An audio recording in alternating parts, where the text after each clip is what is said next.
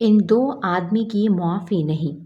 حضرت ابو ہریرہ رضی اللہ عنہ سے روایت ہے کہ ہر ہفتے میں 2 دن، دوشنبہ اور پنج شنبہ کو لوگوں کے اعمال پیش ہوتے ہیں تو ہر بندہ مومن کی معافی کا فیصلہ کر دیا جاتا ہے، سوائے ان 2 آدمیوں کے جو ایک دوسرے سے کینہ رکھتے ہوں۔ پس ان کے بارے میں حکم دے دیا جاتا ہے کہ ان دونوں کو چھوڑے رکھو، یعنی ان کی معافی نہ لکھو جب تک یہ آپس کے کینہ اور باہمی دشمنی سے باز نہ آ جائیں اور دلوں کو صاف نہ کر لیں۔ بدگمانی سے بچو۔ حضرت ابو ہریرہ رضی اللہ عنہ سے روایت ہے کہ رسول اللہ صلی اللہ علیہ وآلہ وسلم نے فرمایا کہ تم دوسروں کے متعلق بدگمانی سے بچو، کیونکہ بدگمانی سب سے جھوٹی بات ہے۔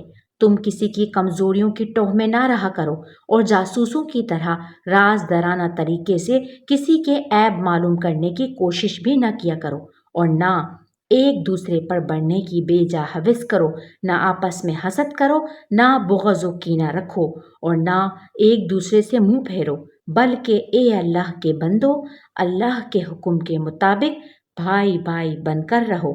حسد نیکیوں کو کھا جاتا ہے۔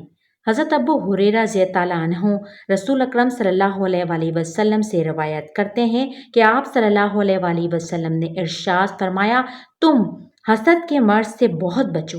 حسد آدمی کی نیکیوں کو اس طرح کھا جاتا ہے جس طرح آگ لکڑی کو کھا جاتی ہے۔ حضرت رسول مقبول صلی اللہ علیہ وآلہ وسلم فرماتے ہیں کہ مسلمانوں، تمہارے درمیان بھی وہ بیماری آہستہ آہستہ پھیل گئی ہے جو تم سے پہلے لوگوں میں تھی، اور اس سے میری مراد بغض و حسد ہے۔ یہ بیماری مونڈ دینے والی ہے، سر کے بالوں کو نہیں بلکہ دین اور ایمان کو۔